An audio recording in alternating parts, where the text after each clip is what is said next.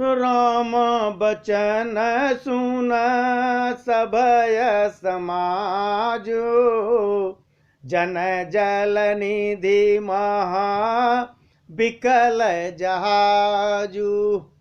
सुन गुर गिरा सुमंगल मूला, भयउ मनहु मारुत अनुकूला। श्री राम जी ने जैसा कहा कि आप लोग यहाँ हैं, व्यवस्था नहीं है खाने पीने के ढंग से, और अयोध्या में भी कोई नहीं है, तो हे गुरुवर सबको लेके और भरत के साथ आप अयोध्या जाएं। भगवान के इस वचन को सुनकर सारा समाज भयभीत हो गया, डर गया, मानो बीच समुद्र में जहाज जगमगा गया हो।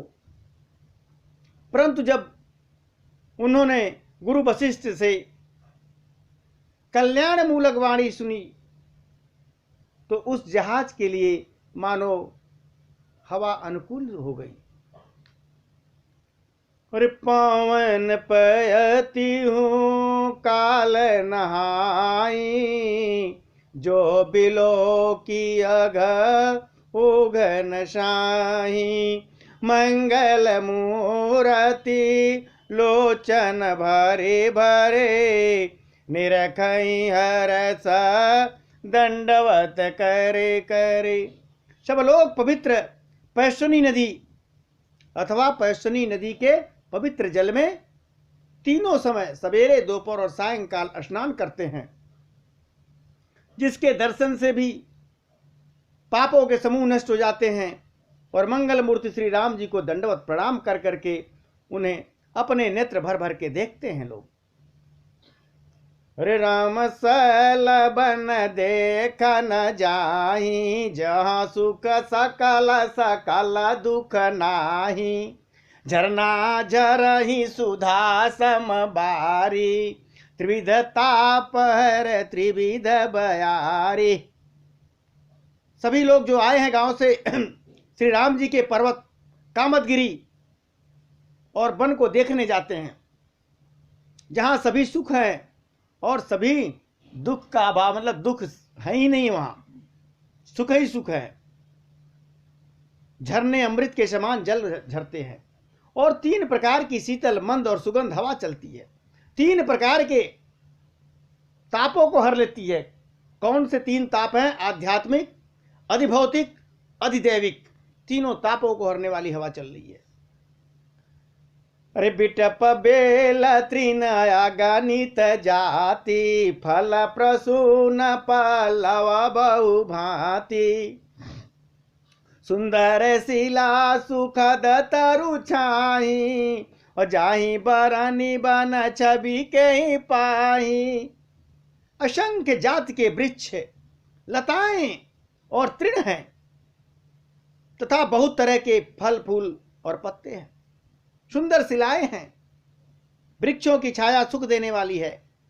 वन की शोभा किससे वर्णन की जा सकती है? इतना सुंदर वन है कामदगिरी पर्वत, जहां भगवान का वास है। अरे शरण सरोरु जल बिहग, कुजत गुंजत भृंग। बैर विगत बिहरत विपिन, मृग विहंग बहुरंग। तालाबों में कमल खिल रहे हैं, जल के पंछी कूज रहे हैं, भौरे गुंजार कर रहे हैं, और बहुत रंगों के पंछी और पशु वन में बैर रहित होकर विहार कर रहे हैं। एक दूसरे से कोई दुश्मनी नहीं। कोल की रात भिल्ल बनवासी, मद सुच सुंदर स्वाद सुधासी। भरी भरी परन पोटिया रुचरो रे कंद, मूल फल अंकुर जूरी।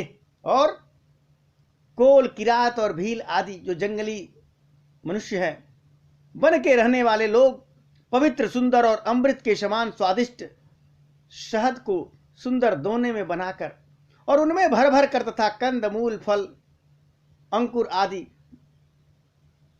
जूड़ियों को ले आते हैं।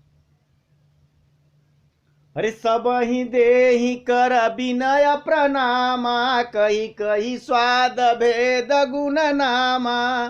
और देही लोग बहु मोल न लेही, और फेरत राम दोहाई देही। जो जंगल के लोग रहने वाले हैं कोल भील, वो फल फूल कंदमूल सब ले आते हैं और देते हैं, पैसा नहीं लेते हैं।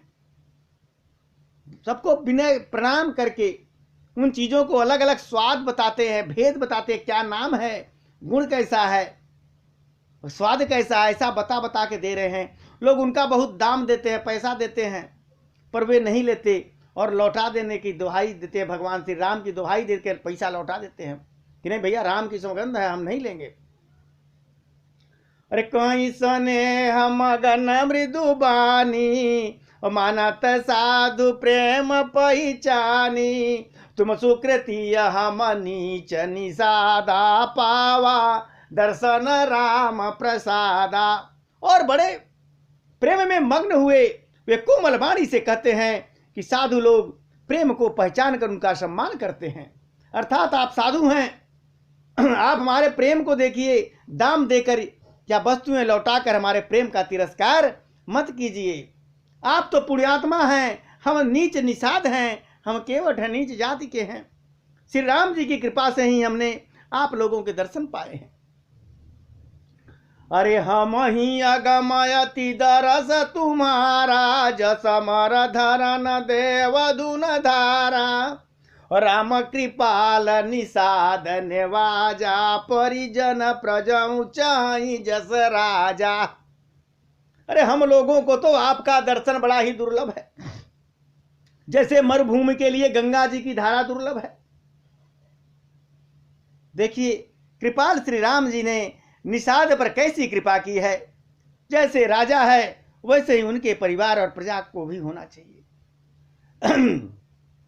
यह जिय जानी सको चतज करिय छोअल खिने, हम ही कृतारथ करन लगी, फल तृणय अंकुर ले।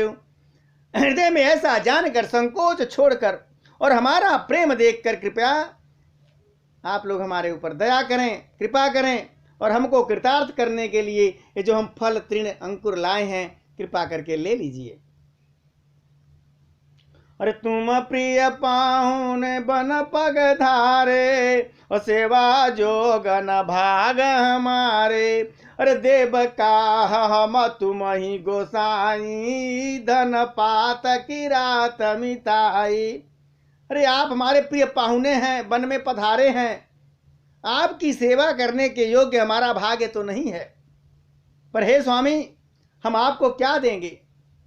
भीलों की मित्रता तो बस ईंधन है, लकड़ी है, पत्ता है, यही से हमारे पास है, लकड़ी है, पत्ता, यही दे सकते हैं। अरे यह हमारा अति बड़ सेवकाई, लेहिन बासन बसन चोराई, हम जड़ जीव जीव गन घाती, कुटिल कुचाल कुमति कुजाति। कहते हैं हमारी तो यही बड़ी भारी सेवा है कि हम आपके कपड़े बर्तन चुरा नहीं ले रहे हैं। हम तो किसी को चुरा लेते, मौका देखते, कपड़े सपड़े बर्तन जो हमारे पास कुछ है नहीं।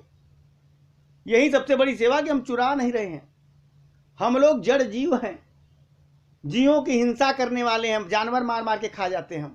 हम कुटिल हैं, कुचाल हैं, कुबुद्धि हैं, कुजात हैं। अरे पाप करत निसवासर जाई, नहीं पटकट नहीं पेट घाई। अरे सपने हूँ धर्म बुद्धि कस काहू, यह रघुनंदन दरस प्रभाव। अरे हमारे तो दिन रात पाप करते ही बीतते हैं, तो भी न तो हमारे कमर में कपड़ा होता है शरीर पर, न पेट में भरपेट भोजन होता है। हम में स्वप्न में भी कभी धर्म की बुद्धि तो आ ही नहीं सकती। यह सब तो भगवान श्री राम जी के दर्शन का प्रभाव है कि जब ते प्रभु पद पदुम निहारे, मिटे दुसह दुख दोष हमारे। बचन सुनत पुर जन अनुरागे, तीन के अभाग सराहन लागे। जब से प्रभु के चरण कमल को देखे हैं तब से हमारे दुसह दुख और दोष सब मिट गए। वनवासियों के वचन को सुनकर अयोध्या के लोग प्रेम में भर गए और उनके भाग्य की सराहना करने लगे, कितने भाग्यशाली हैं ये कोल भी। लगे सराहन भाग सब अनुराग, बचन सुनावही बोलन मिलन सिय राम चरण स्नेह लखी सुख पावही। नर नारी निदरहि नेह निज सुन कोला भिल्लन की गिरा, तुलसी कृपा रघुवंश मन की लोहल लो कातिरा। सारे अयोध्या के लोग उन कोल वीरों की भाग्य की सराहना करने लगे और प्रेम के वचन सुनाने लगे। उन लोगों के बोलने और मिलने का ढंग तथा श्री सीताराम जी के चरणों में उनका प्रेम देखकर सब सुख पा रहे हैं। उन कोल भीलों की वाणी सुनकर सभी नर नारी अपने प्रेम का निरादर करते हैं, उसे धिक्कार कहते हैं। तुलसीदास जी कहते हैं कि रघुवंश मणि श्री राम जी की कृपा है कि लोहा नौका को अपने ऊपर लेकर तैर रही है। अरे बिहरई बन चहुओर, प्रतिदिन प्रमुदित लोग सब, जल जव दादुर मोर, भय अपीन पावन प्रथम। सब लोग दिनों दिन परम आनंदित होते जा रहे हैं और वन में चारों ओर विचरते हैं। जैसे पहली बरसात से जल में, जब पहली बरसात होती है जल की, तो मेढक और मोर मोटे हो जाते हैं, प्रसन्न हो जाते हैं, नाचते कूदने लगते हैं। अरे पुरजन नारी मगन अति प्रीति, वासर जाई पलक सम भीति, सिय सास प्रत बेस बनाई, सादर करई सरिस सेवकाई। अयोध्यापुरी के पुरुष और स्त्री सभी प्रेम में अत्यंत मग्न हो रहे हैं। उनके दिन पल के समान बीत जाते हैं, जैसे पलक झपकते पूरा दिन निकल जाता, पता ही नहीं चलता। जितनी सासुएं थीं उतने ही वेश बनाकर, उतने रूप बनाकर सीता जी सब सासुओं का आदर पूर्वक एक सी सेवा कर रही हैं। सीता 3 सासुएं तो 3 बन गई, एक साथ सबकी सेवा कर। अरे लखान मरम राम बिन काहू, माया सवे सिय माया माहू, सिय सास सेवा बस कीनी, अतिन लही सुख सिख आशीष दीनी। श्री राम जी के सिवा इस भेद को और कोई नहीं जाना कि सीता 3 बन के तीनों लोगों की एक साथ सेवा कर रही। सिर्फ प्रभु श्री राम जी देख रहे हैं। क्यों? सब माया जो पराशक्ति महामाया है, श्री सीता जी के माया में ही है। सीता जी ने सासुओं को सेवा के बस में कर लिया। उन्होंने सुख पाकर सीख और आशीर्वाद दिए मां जानकी को सासुओं ने। और लकी सिय सहित सरल दो भाई, कुटिल रानी पछताने घाई, अवनी जमही जाचत कय के, महीना बीच विध मिचन देई। सीता जी समेत दोनों भाई श्री राम लक्ष्मण को सरल स्वभाव देखकर कुटिल रानी कैकेयी भरपेट पश्चाताप कर रही है। बड़ी पश्चाताप करी जो सीता ने सेवा किया। भगवान राम और लक्ष्मण का जो प्यार है वो देख कर कैकेयी एकदम पश्चाताप कर रही, मैं क्या कर दिया इनके लिए। वो पृथ्वी तथा यमराज से याचना करती है, किंतु धरती बीच से फटकर समा जाने के लिए रास्ता नहीं देती है और विधाता मौत नहीं दे रहा है। लोकहूँ वेद विदित कभी कहीं, राम विमुख थल नरक न लाई, यह संशय सबके मन माही, राम गवन विधि अवध की नाही। लोक में और वेदों में प्रसिद्ध है और कभी ज्ञानी भी कहते हैं कि जो श्री राम जी का विमुख है उन्हें नरक में भी ठौर नहीं मिलती। सबके मन में यह संदेह हो रहा है कि विधाता श्री राम जी का अयोध्या जाना होगा या नहीं। सब इसी उपापोह में लगे हैं। और निशन नींद नहीं भूख दिना भरत विकल सुचि सोच नीच कीच बिच मगन जस मिनहि सलील संकोच। भरत जी को न रात को नींद आती है न दिन में भूख लगती है।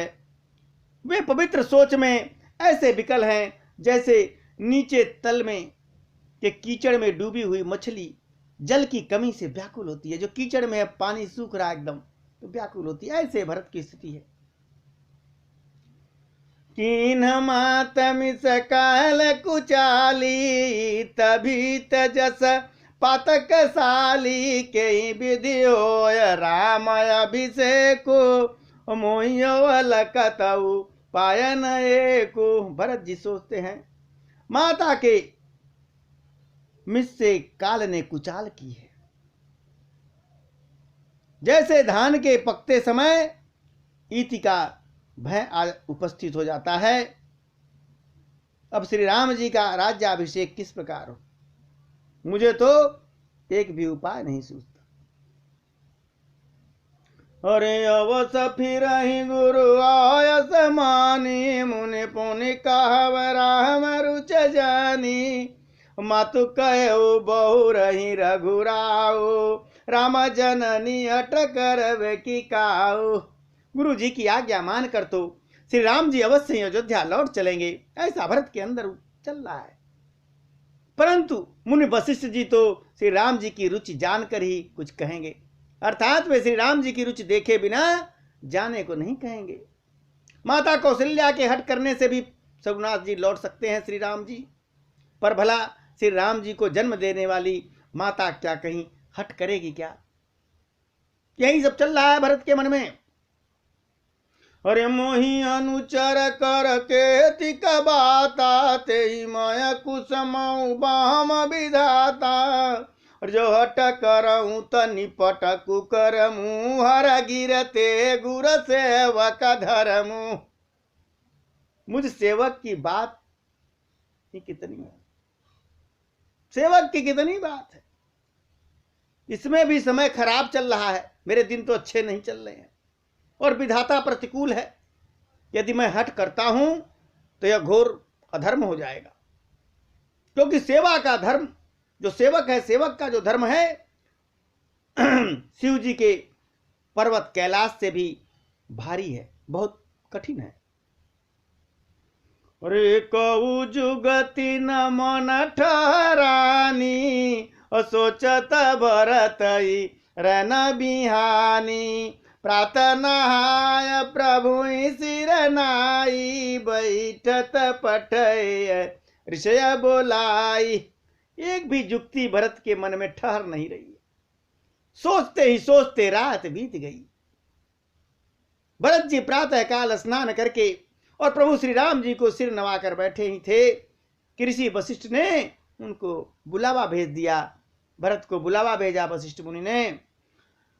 गुरुपद कमल प्रणाम करे बैठे आयस पाय विप्र महाजन सचिव सभा जुरे सभासद आए।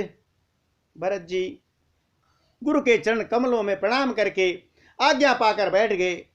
उसी समय ब्राह्मण महाजन मंत्री आदि सभी सभासद आकर के इकट्ठा हुए, सब जुट गए